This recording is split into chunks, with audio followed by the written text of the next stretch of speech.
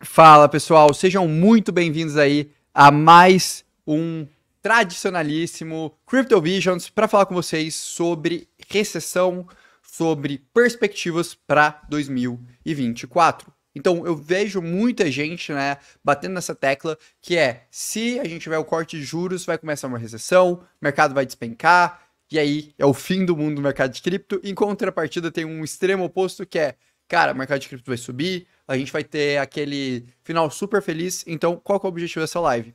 A gente entrar no meio termo desses dois pontos, evidentemente. Então, meu grande objetivo aqui é simples. Eu passei o final de semana dando uma estudada de forma mais aprofundada ainda sobre essa questão de dinâmica macroeconômica, de ciclo macroeconômico.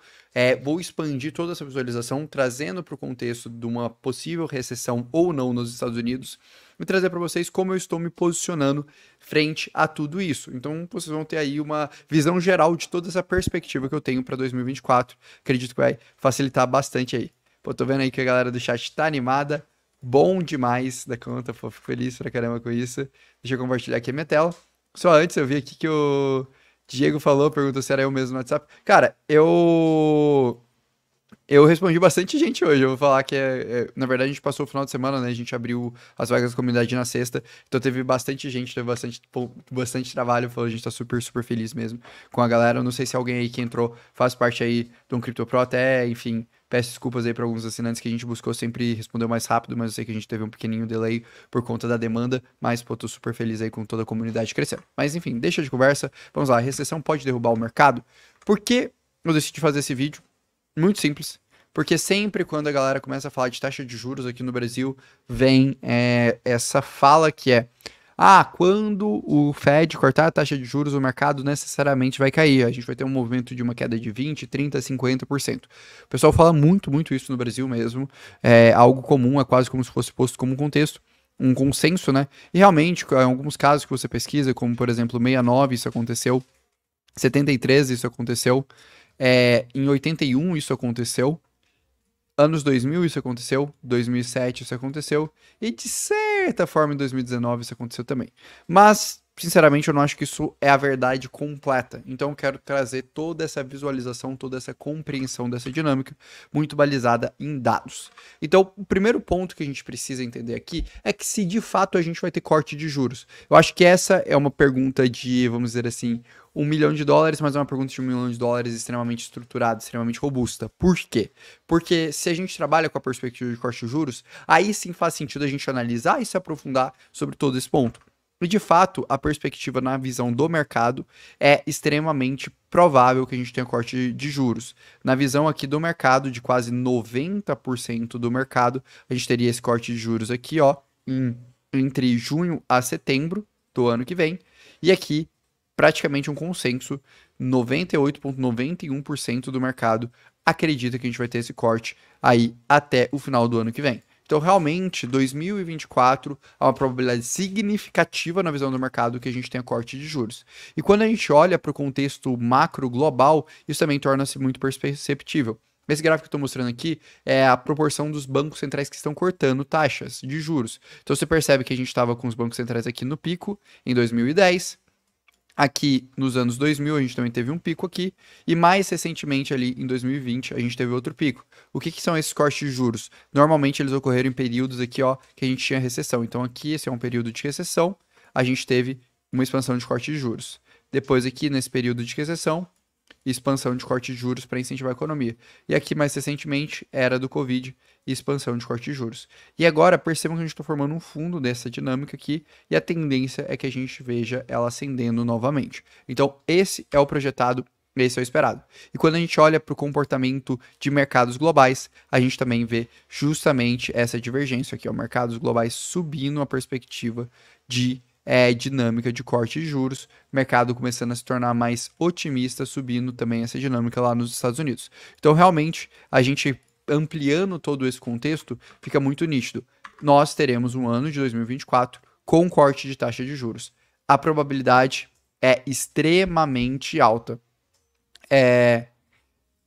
Então, posto isso, a gente tem que trabalhar então agora com essa perspectiva. O que aconteceria ali se a gente tivesse corte de juros, que é justamente essa perspectiva bem aqui. Essa é a perspectiva do mercado, que a gente teria um ciclo de corte de juros aqui ao longo de 2024 e 2025. Isso aqui seria algo extremamente positivo para o mercado de cripto. Por quê? Porque, basicamente, juros baixos, a gente sabe, o mercado vai assumir mais risco. Então, isso daqui que vocês estão vendo, pessoal, é um sinalizador muito, muito positivo para o mercado de cripto. De verdade. Em médio e longo prazo. A grande questão que todo mundo está discutindo é se no curto prazo isso gera queda ou isso gera alta. E aí, o que a gente tem que trabalhar nessa dinâmica? Eu até deixei isso em uma frase para facilitar o raciocínio, para ver se vocês estão assimilando até aqui. Para a maioria do mercado, é evidente que teremos um corte de taxa de juros nos Estados Unidos e na Europa em 2024. A questão é o contexto desse corte de juros. Então, apenas se a gente entende esse contexto desse corte de juros, a gente consegue projetar, buscar prever como a economia e como os mercados reagirão perante a isso. Então, esse é o grande ponto. Pessoal, só uma dúvida, até aqui tá tudo certo, vocês estão entendendo bem, tá ficando claro aqui para vocês, tudo que eu tô comentando, só para eu entender, só para verificar se para vocês está extremamente claro. Beleza? Então, vamos lá, vamos evoluir. Primeira coisa, por que a gente vai ter corte de juros? E eu acho que esse é um ponto bem crucial, porque essa é a dinâmica do ciclo econômico. Normalmente, quando a gente tem uma inflação elevada e um juros baixo, a gente passa, por um período de crescimento. Quando a inflação está muito fora do controle, a gente quer baixar essa inflação, a gente vai ter um momento de juros elevando-se e depois a gente vai ter o período de queda de juros justamente o quê? Para voltar a subir PIB, para voltar a aumentar a dinâmica econômica. Então a gente está justamente nesse contexto aqui. Um contexto que a gente teve uma inflação elevada e agora a gente está buscando controlar essa dinâmica de inflação, tá bom? E aí, posto isso, realmente, quando a gente analisa os 3 últimos eventos de corte de juros, a gente percebe esse padrão aqui, que é o padrão que muita gente fala: queda, queda e queda. Então, Orlando, os 3 últimos cortes de juros do Fed, que foram respectivamente em 2020 para 2021, em 2008, 2009 e aqui em 2020, foram os fatores que geraram as quedas? Aí a gente tem que estudar. E aí aqui eu separei 2 artigos, isso de verdade. Eu busquei ter a abordagem mais profunda do ponto de vista técnico e acadêmico possível. Porque, sinceramente, é muito fácil a gente pegar e traçar achismos sobre isso e traçar frases prontas sobre isso, mas no fato, estatisticamente, quando a gente vai para a dinâmica de matemática, nada mais claro do que isso. Então aqui eu busquei realmente buscar alguns artigos acadêmicos profundos, com alta rigidez, para que a gente consiga ter uma perspectiva muito mais clara. O que os artigos trazem pra gente? Esse primeiro estudo aqui é um estudo que ele pega ali todos os cortes de juros dos últimos 50 anos na economia americana, beleza? E nesse período a gente teve alguns períodos que declaradamente nós tivemos recessão, como 74, 80, 81, 2001 e 2007. Em todos esses períodos que nós tivemos corte de taxa de juros, a gente teve 3 meses negativo, queda, beleza? 6 meses negativo, também queda, com o mercado se recuperando. Esses 3 primeiros meses, uma queda mais acentuada, basicamente o mercado fez isso, né? O mercado começou em queda e começou a se recuperar depois, beleza? 9 meses também em queda, o mercado se recuperando. E 12 meses a gente teve um momento que a gente não teve queda, que foi 74, e os demais a gente continuou fechando no negativo naqueles anos. Já se a gente pega os períodos que a gente não teve recessão com corte de taxa de juros, entenda, 71, 84, 87, 89, 95, 90 e 98, todos esses períodos, sem exceção, nós tivemos altas nos 3 meses, nos 6 meses, nos 9 meses e nos 12 meses. Então, se a gente vem aqui para estatística, tá, pessoal? Estatisticamente falando, nos períodos de expansão, a gente sempre teve alta de mercado com corte de juros. Isso quebra um pouco essa falácia que o mercado fala. Então aqui, ó, período de recessão, a gente tem um comportamento mais ou menos assim. Período de expansão, período que a gente não tem recessão, a gente tem um comportamento pós alta de juros assim, mercado subindo.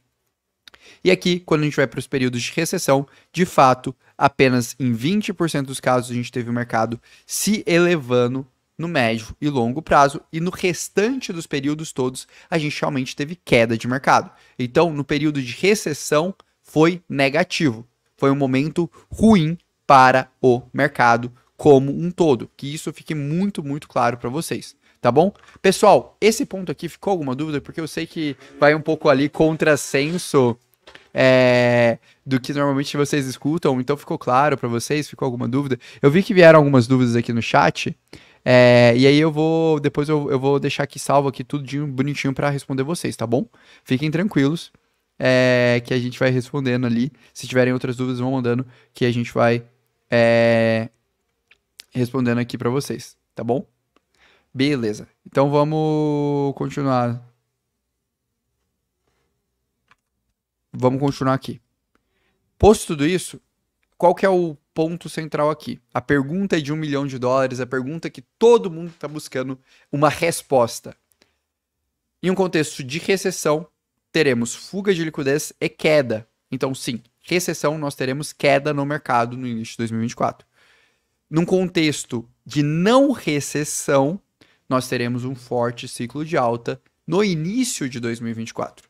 Então, para responder essa pergunta que todo mundo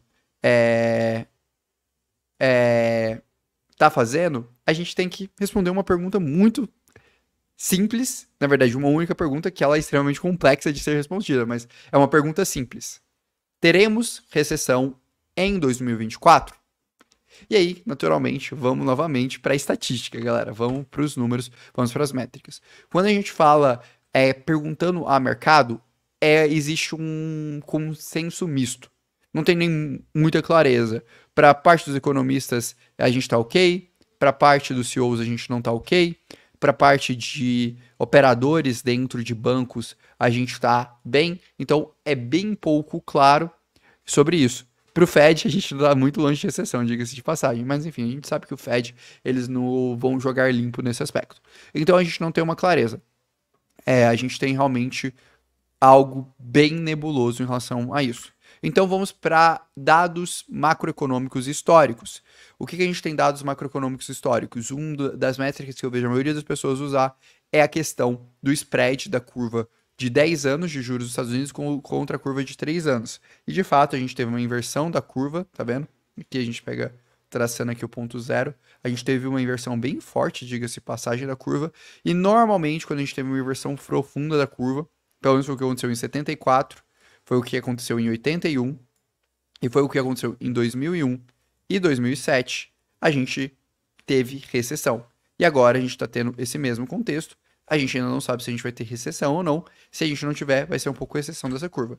E aí, pegando a estatística dessa projeção, isso é bem legal, quando a gente estava nesse momento de ampla reversão, fazendo uma predição sobre isso, a gente tinha uma probabilidade muito alta de recessão.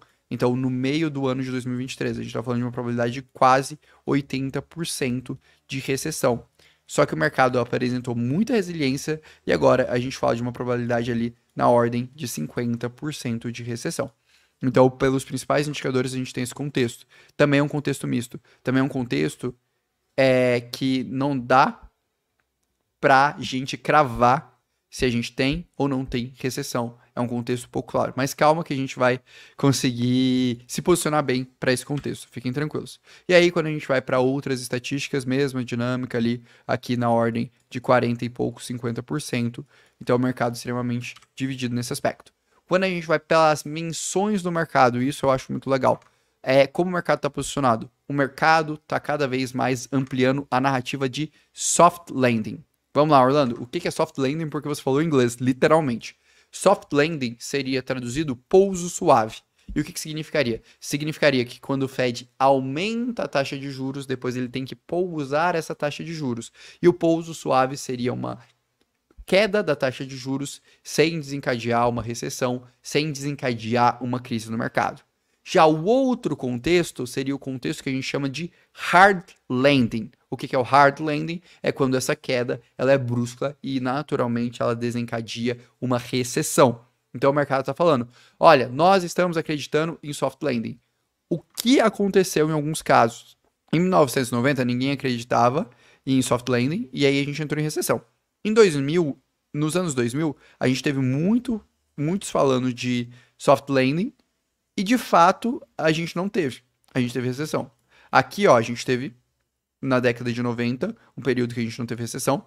Aqui muito se falou de soft landing, depois ficou muito claro a crise de 2008 e a gente teve recessão. E agora a gente está nesse pico aqui, muita gente falando, mas assim, é pouco claro e sinceramente é nebuloso. Então o que eu busquei fazer? Não estudar só a questão da probabilidade de recessão, mas estudar os contextos, o que geraram os últimos hard landings e as últimas recessões nos Estados Unidos especificamente. Então eu fui fazer um estudo mais amplo para a gente conseguir ter algum dado, alguma coisa que leve a gente a compreender essa dinâmica toda, tá bom? E aí, nisso, a gente tem, né, primeiro, métrica do mercado, o mercado acreditando ali na queda de juros, mas o que eu achei mais importante? Quando a gente traz um estudo, esse é um estudo do BIS, publicado em 2023, esse é o banco dos bancos centrais, então, assim, é o órgão, vamos dizer assim, mais respeitado do mercado nesse sentido.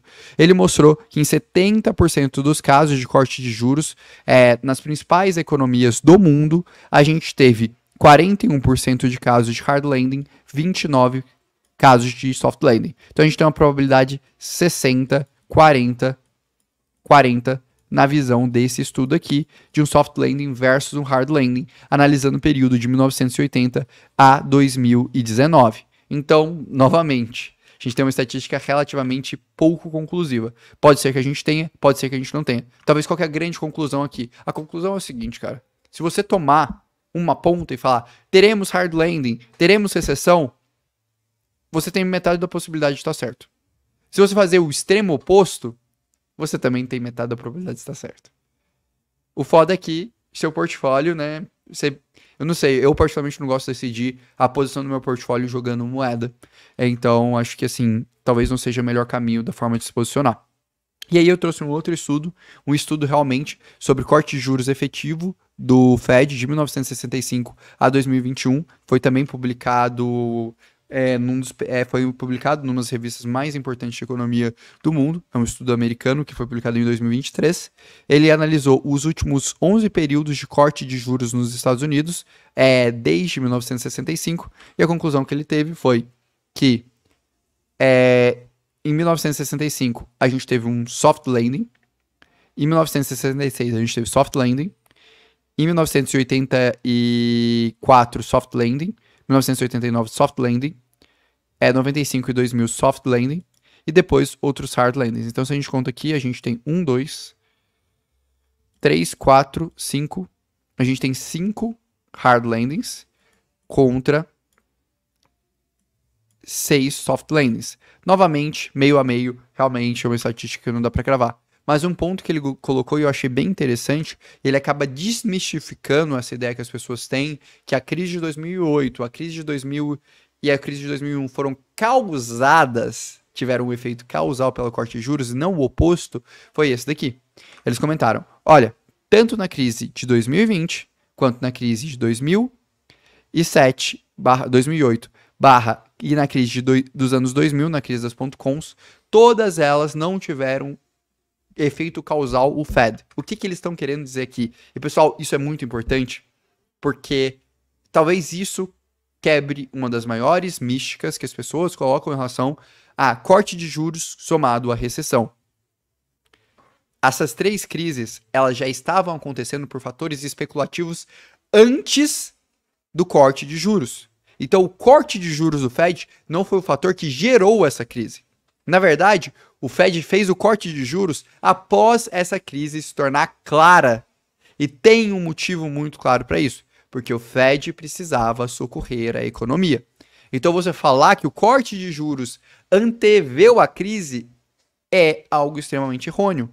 Porque não faz sentido. Não existe conexão causal nesse aspecto aqui. Então, não seria uma análise, vamos dizer assim, razoável. Então, só para deixar muito claro aí para vocês, que, enfim, acho que é importante a gente entender essa dinâmica, beleza? De como funciona toda essa estrutura. Então, para mim, na minha visão como analista, tá? E agora eu quero trazer um pouco de como eu tô tomando decisão. Os dois cenários são possíveis. Então, pra gente tomar uma decisão racional, torna necessário o quê? A gente avaliar o custo e oportunidade de cada um desses dois cenários. Então, o que a gente tem que fazer agora, pensando do ponto de vista de gestão de portfólio, tá bom? A gente tem que avaliar os dois cenários. Então, o cenário que a gente tem recessão, o cenário que a gente não tem recessão, dado que a gente tem uma probabilidade mista desses dois cenários acontecerem. Não é claro se esses cenários irão, qual dos dois cenários irá acontecer. Não é evidente para ninguém no mercado, que fique muito claro isso. Se fosse evidente para todo mundo no mercado, galera, todo mundo no mercado já estava posicionado. Todo mundo no mercado já tinha ou vendido, já tinha desarmado suas posições, ou o contrário. E agora não, o mercado ele tá extremamente pouco claro. Na verdade, o mercado está um pouco mais otimista, tá? Diga-se de passagem, o mercado está um pouco mais otimista. O mercado está vendendo soft landing no momento.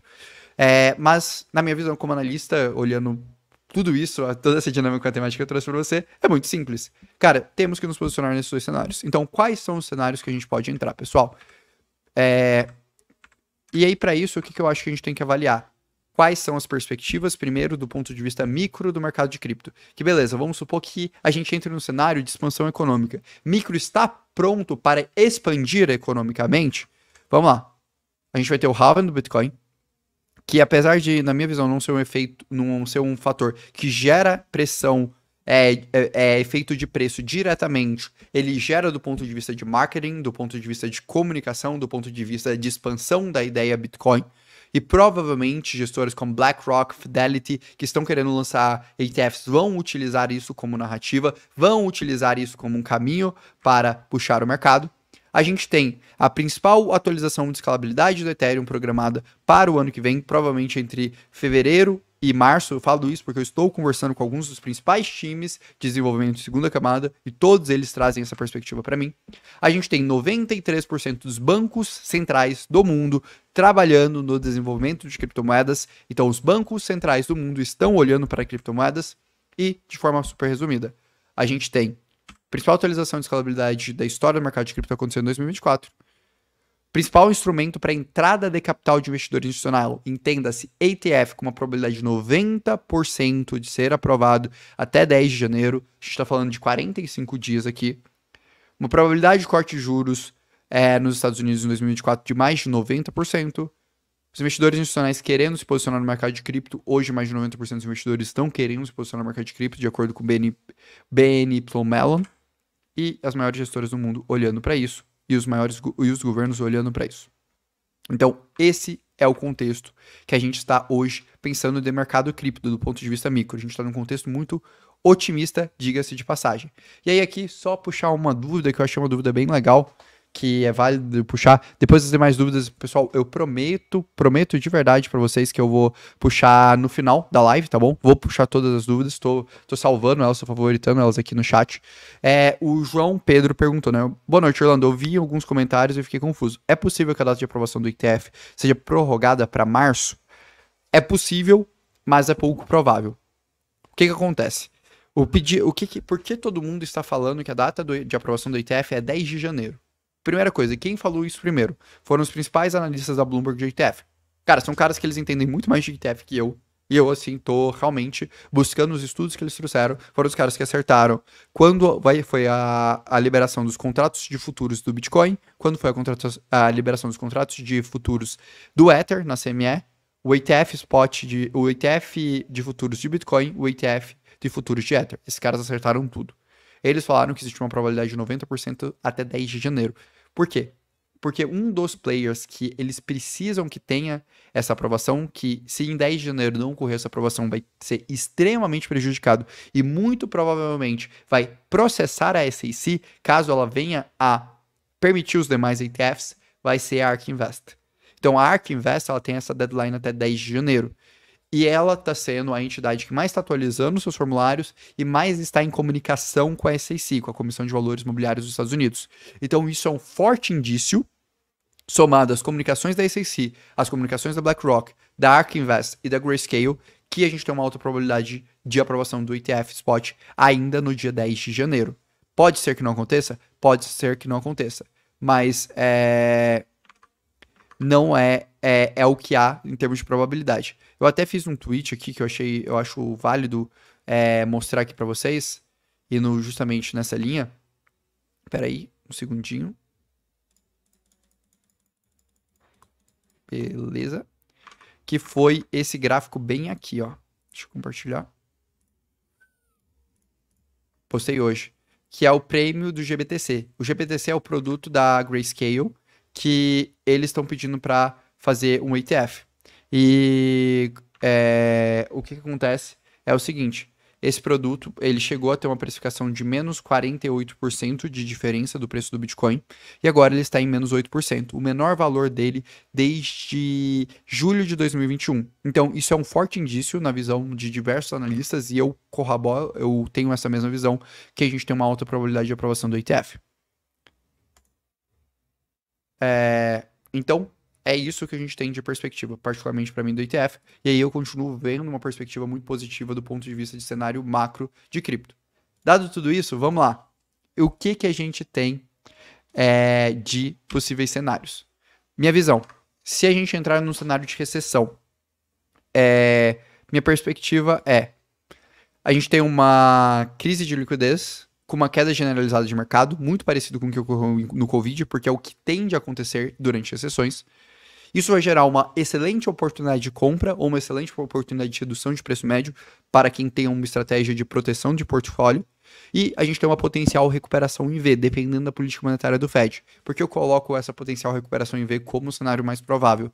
Porque nas últimas duas crises que a gente teve, 2001 e 2007, 2007 e 2020, a gente teve o quantitative easing, que foi a ação do Fed de comprar a mercado títulos e ações para fomentar a economia, gerar mais liquidez. Então a gente viu isso na crise de 2008, a gente viu isso na crise de 2020, e é muito razoável pensar que a gente veria isso numa crise em 2024, somado ao fator ano de eleição e somado a toda essa economia, toda essa geopolítica mais instável. Para os Estados Unidos não faria muito sentido deixar a economia ruir.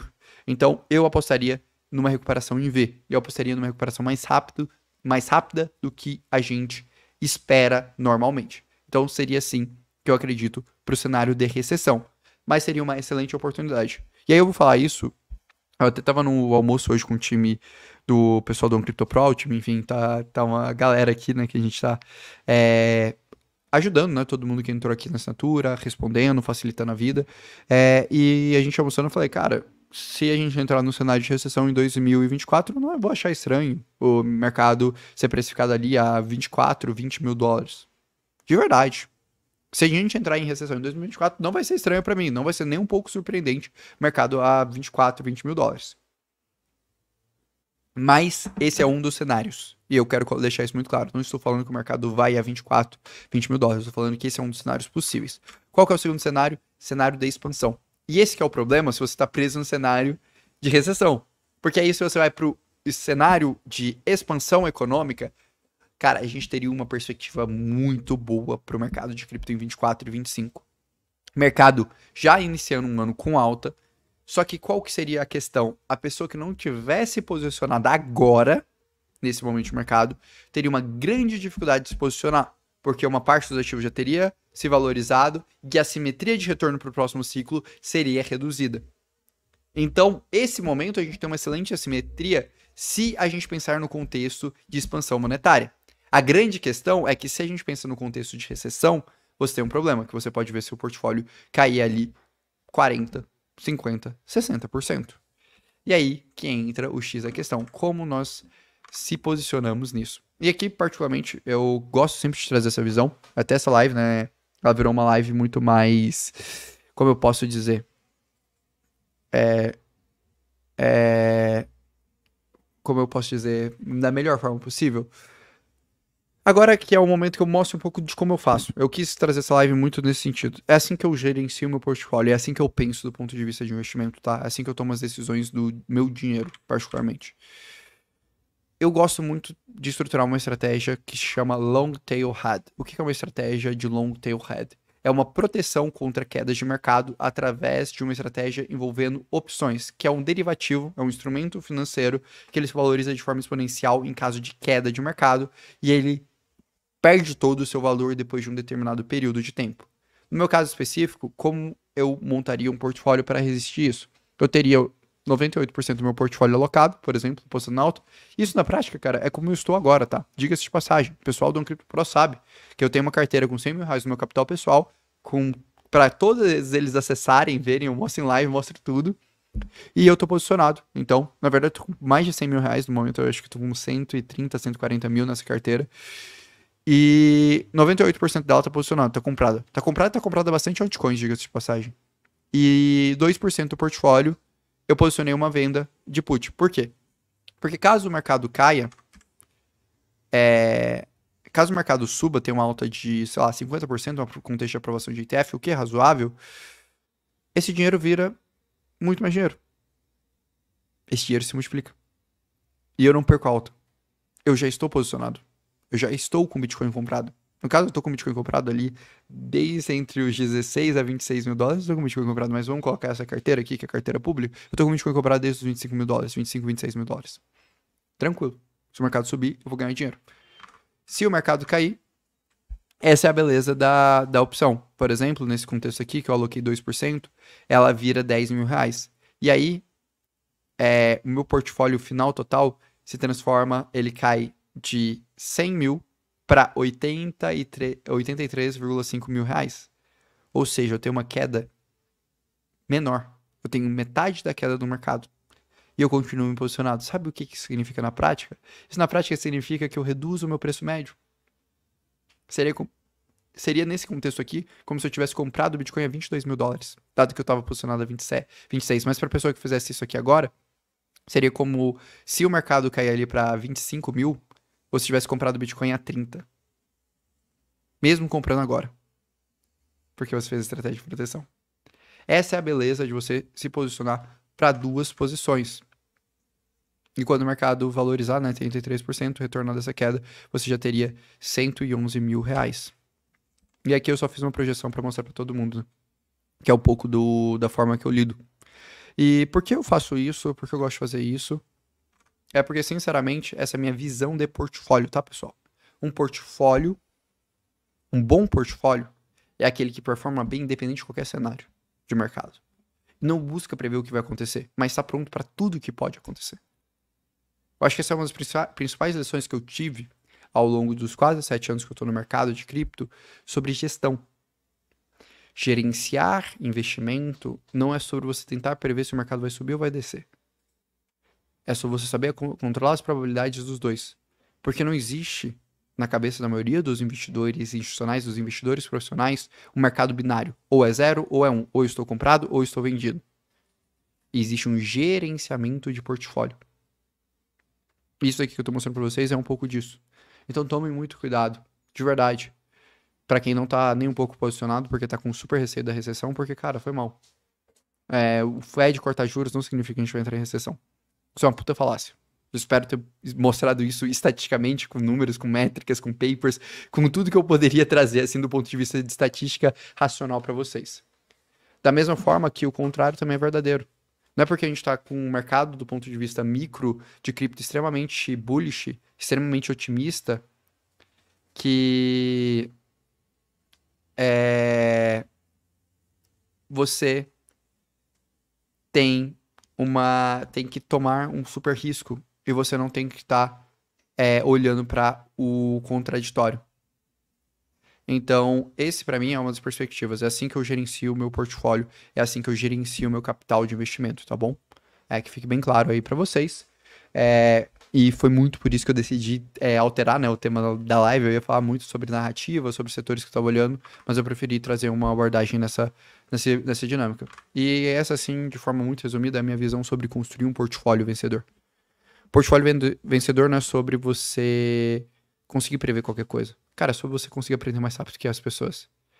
Porque essa é a grande verdade sobre ganhar dinheiro com investimentos. Ganhar dinheiro com investimentos é sobre assimetria informacional. Se você consegue ter informações assimétricas, informações que os outros não têm, e consegue utilizar essas informações ao seu favor, você ganha. Se você passa 2 dias estudando uma porrada de papers sobre recessão, sobre estruturação, sobre corte de juros, sobre ciclo de expansão econômica, até você perceber que existe uma probabilidade de 50-50 e você está brincando de jogar moeda, se você está tomando uma dessas duas pontas, você entende que você não deveria tomar nenhuma das duas, mas você deveria construir um portfólio que abarca essas duas possibilidades. E isso é assimetria. Isso que é gerenciamento de portfólio. Tá bom, pessoal? Então eu queria muito trazer isso para vocês. Queria reforçar uma coisa que eu ensinei ao longo de todo o desafio, ponto de virada, que hoje 1% do mundo entende cripto. 1% das pessoas que estão nesse mercado entende cripto. Talvez 1% do chat que tá aqui entenda cripto. Por quê? Porque é um mercado super recente.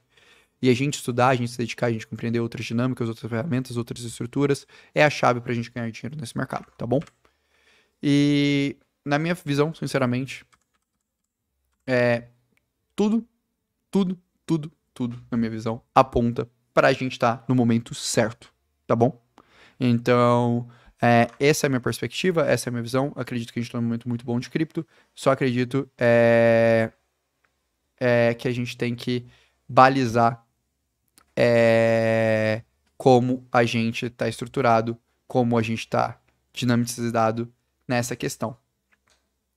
Então, acho que esses daqui eram os pontos principais que eu queria abordar. Antes de eu puxar as dúvidas da galera, eu tenho um recado importante para dar para vocês, porque eu não dei isso de forma aberta, não dei esse recado de forma aberta para ninguém ainda, que é sobre, enfim, quem quiser aprender a fazer esse processo todo comigo, eu sempre coloco isso.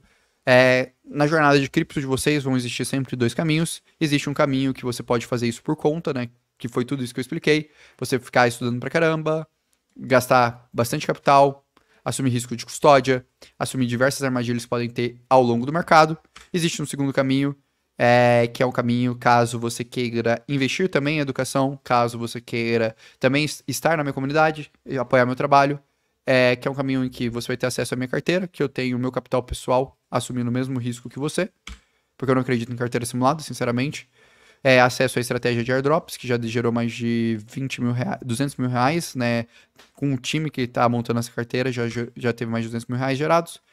Ter experiência de mercado, ter um time que sobreviveu e viveu a grandes crashes como Luna, como FTX, e ter um suporte especializado para ajudar na sua vivência. Você pode, enfim, fazer parte aí do OnCrypto Pro, e aí basicamente você vai ter acesso à minha carteira, e só explicando como ela funciona, você tem acesso a todos os setores, é uma carteira totalmente voltada para narrativas consolidadas para o próximo ciclo, com foco em bons projetos com bons tokenomics e potenciais catalisadores para a gente surfar. É uma carteira extremamente enxuta, extremamente concentrada e otimizada para gerar um bom resultado. Eu já falei, é uma carteira que eu botei 100 mil reais do meu capital pessoal, que eu estou mirando numa rentabilidade ali de 10 a 12 vezes nesse capital.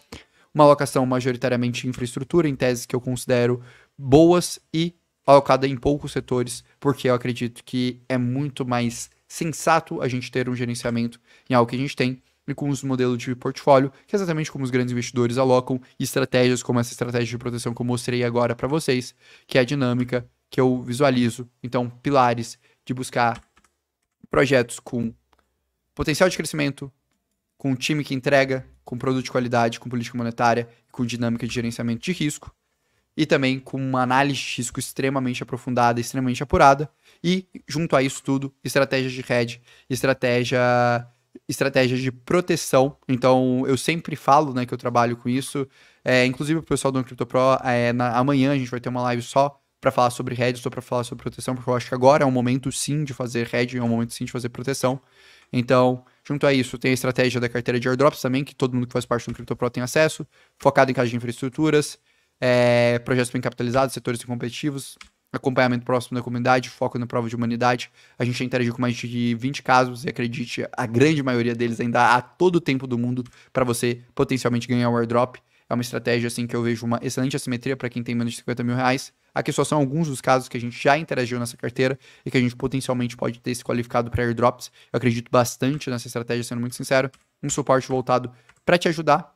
E caso vocês queiram estar pronto no próximo ciclo e fazer essa jornada comigo, faça esse convite para você ter acesso a tudo que eu estou disponibilizando aqui, ter acesso à minha carteira de investimentos, não é uma carteira simulada, é uma carteira com meu capital, ter acesso à carteira de airdrops, com um time que já fez mais de 200 mil reais em airdrops, um time que tem skin no the game nessa estratégia de airdrops, ter acesso a mais 60 horas de conteúdo e se tornar 1% com a melhor didática possível de mercado. E quando eu falo isso, estou falando de ensinar desde conceitos essenciais de cripto, a tipos de investimento de cripto, corretoras, carteiras, análise fundamentalista, estratégia de estruturar portfólio,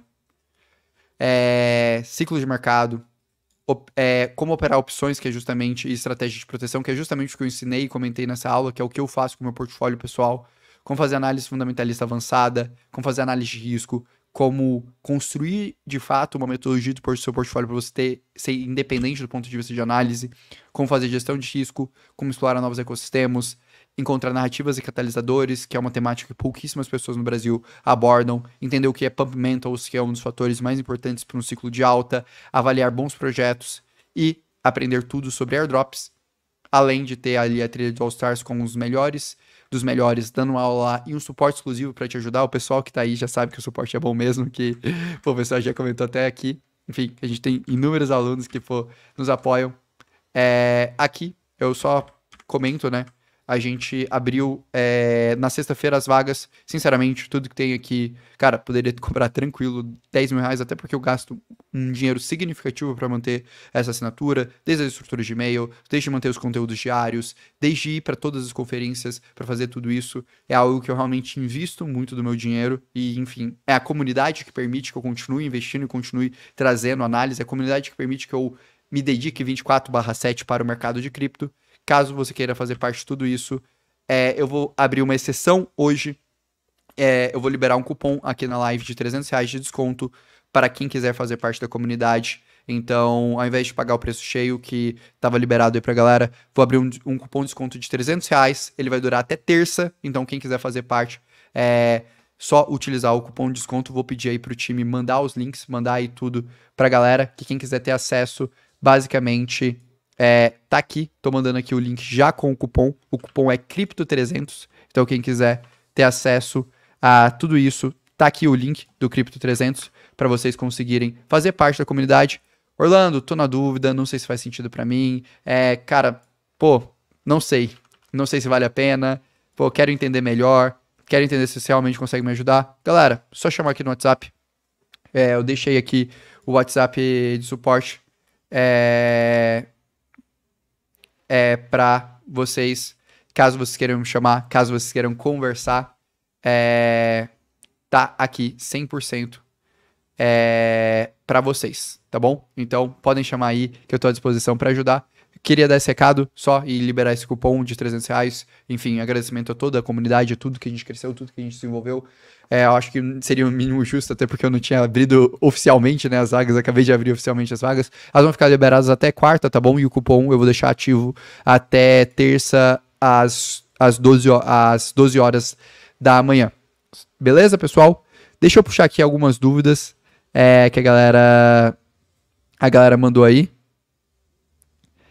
Pessoal perguntando aí quando a gente vai fazer a próxima live de Red pro pessoal do Crypto Pro.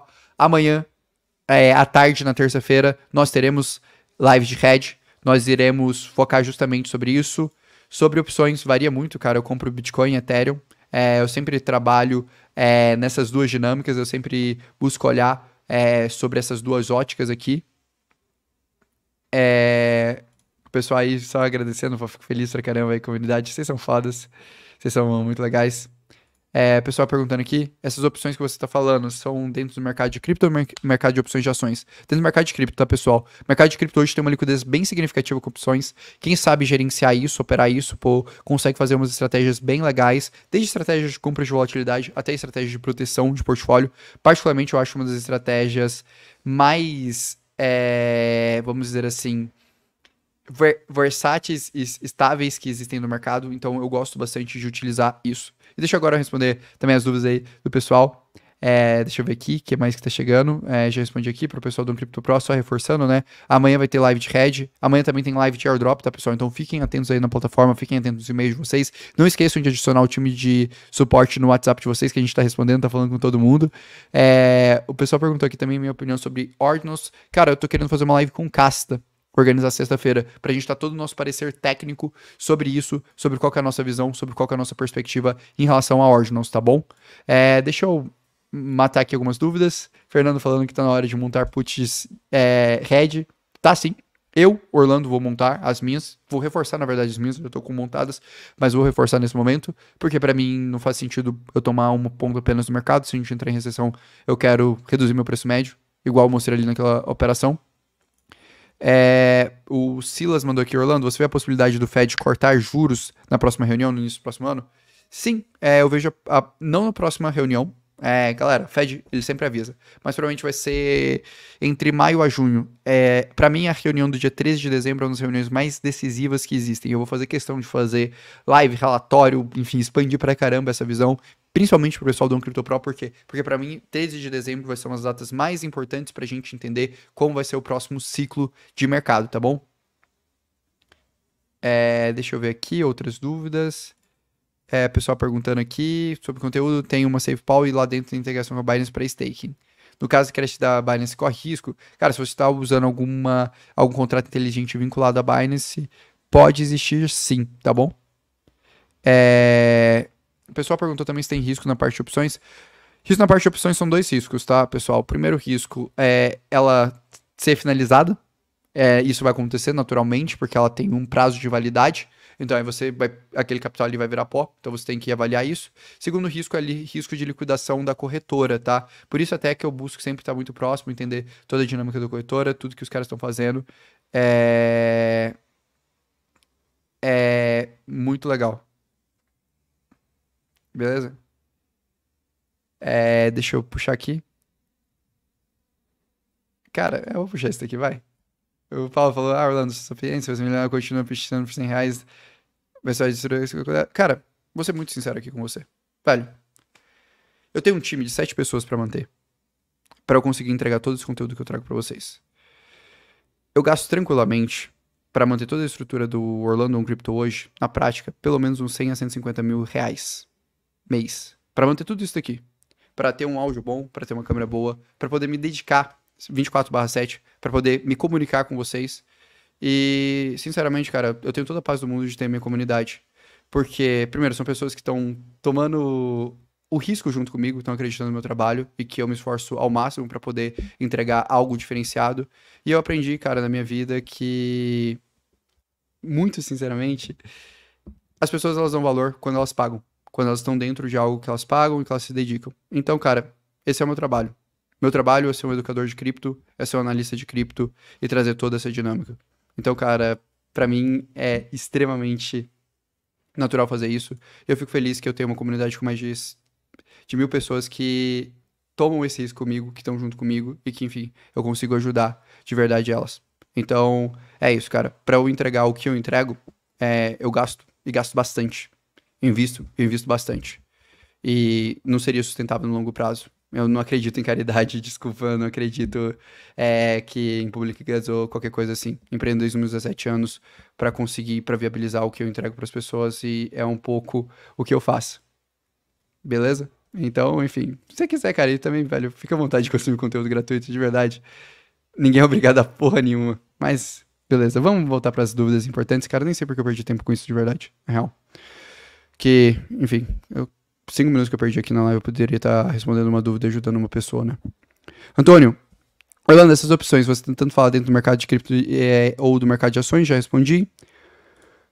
Orlando, mesmo com a aprovação do ETF, da entrada dos grandes institucionais, você acha que o Bitcoin entregaria menos do que ainda no último ciclo? Sim, eu acho. Porque a questão do Bitcoin entregar muito em um ciclo para o outro vem da questão do tamanho do mercado. Vocês têm que entender que para um ativo dobrar, vamos supor, um ativo que inicialmente ele tinha 1 trilhão de market cap, ele virar 2, para ele dobrar novamente o preço, você precisa agora da entrada de 2 trilhões de market cap para ele se transformar num ativo de 4 trilhões.